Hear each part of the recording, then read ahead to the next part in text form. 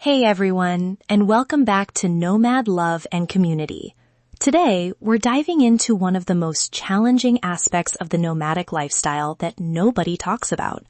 Whether you're navigating long-distance love, rebuilding friendships in a new city, or just feeling lonely on the road, this episode is for you. Stick around as we explore practical strategies and hear from our guest, who's been through exactly what you're experiencing. Let's build meaningful connections together. Quick personal hook.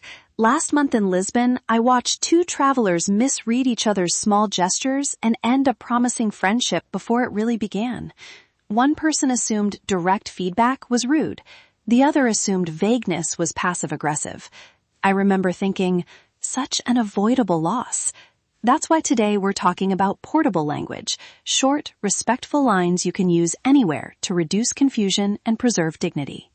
Joining me is James Mitchell, my co-host and resident practical strategist, and Marta Reyes, a cross-cultural mediator and long-term nomad who has mediated conversations in 5 languages.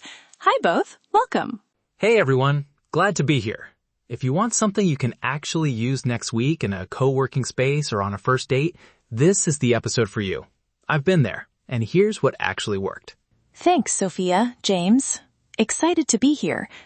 Over years of mediation, I've seen the same pattern.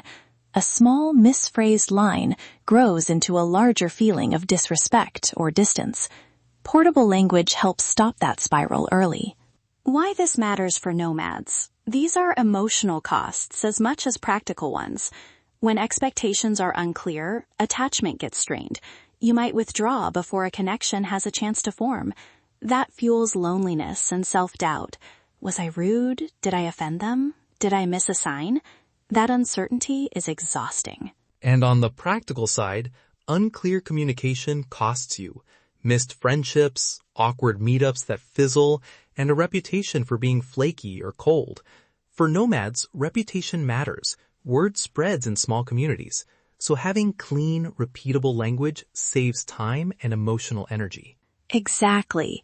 From a cultural mediation view, the key is not saying the same words everywhere, but having a small framework you carry with you and adapt. I call it the portable language framework. State your intent, add a context cue, offer a short script, and include an exit plan. That structure helps people know why you're speaking, what to expect, and how to respond safely. Let's break that down quickly. Intent is the emotional purpose. Are you protecting time, asking for clarity, or creating safety? The context cue signals why this matters now. For example, I'm heading out next week, or we have 2 dates in and I want to be honest. The short script is 1 or 2 clear sentences.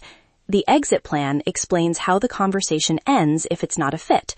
For instance, thank you for understanding, or let's take this slowly. Tone and nonverbal cues matter too. A soft tone and open body language usually lower defenses, but local norms change delivery. In some cultures, directness is valued. In others, a softer approach is safer. Marta, what quick observational check do you recommend before you use a script? 2 things. Watch how others speak in that setting for 5 minutes and mirror their formality level. If people use titles and formal greetings, raise your formality by a notch. If it's casual, loosen up. Also check personal space. Are people standing close or keeping distance? Those small cues guide your delivery. Okay, let's role-play 2 brief examples so listeners can hear these lines in action. First, a boundary before a move. Scene, you're about to move cities in 2 weeks, and a new friend wants to spend a lot of unplanned time that will eat into your packing and farewell obligations. Marta, take the line. Nice. Short, warm, and sets the limit. Microfeedback. The phrase, I really appreciate our time, softens the boundary and preserves dignity. The listener knows there's one clear ask and a fallback plan. Second role play, clarifying dating expectations after 2 dates. You're worried your dates think this is casual, while you're hoping for something that could last longer, despite frequent travel. James, try a line. I have enjoyed our time together and I like where this is going. I travel often, so I want to be clear.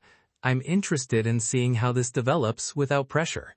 Would you be comfortable checking in after a week to see how we both feel? That's great.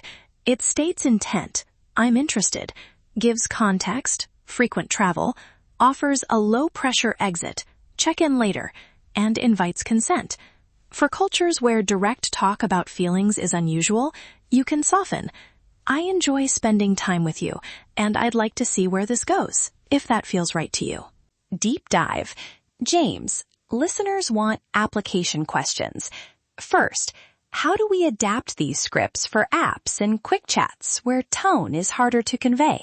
Short answer. Keep it brief. Use an emoji sparingly if you usually do, and name the purpose. Example for a dating app. I've had a great time chatting. I travel a lot, and I prefer being upfront. Would you like to move this to a quick call to see if we click in person? That moves the conversation off text and reduces misread tone. And for meetups, start with a context cue before diving into more personal topics. I'm here for 2 weeks and want to meet people who enjoy X. Is it okay if I join your group for coffee? That reduces awkwardness if someone expects a different kind of interaction. Sophia adds emotional nuance. When you use these lines, name your feeling briefly to build connection. For example, I feel excited about us, and I also want to be clear so we don't mislead each other. That simple emotional label makes the conversation human, not transactional. That's such a human thing to feel. Okay, 3 actionable tips listeners can practice immediately. 1, pick one portable line from today and use it in the next week. 2, do a 5-minute cultural scan before a sensitive chat. 3, practice the line out loud once. It makes the words sound like you instead of sounding scripted. Let's give 3 ready-to-use lines now. I'm moving soon and trying to keep my schedule clear. Can we set one goodbye coffee this week that works for both of us?